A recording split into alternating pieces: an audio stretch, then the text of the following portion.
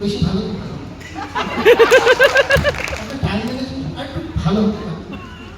আর আপনি আপনার স্লাইডে যে টিমের ছবি দেখিয়েছিলেন তা অনেক ছোট ছিল।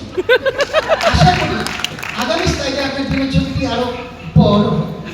ধন্যবাদ। আমি তো ভালা না ভালা লইয়া খাই গো, আমি তো ভালা না ভালা লইয়া খাই গো। ধন্যবাদ শ্যালো চেয়ারপারসন আমাকে এতটুকু সুযোগ দেওয়ার জন্য।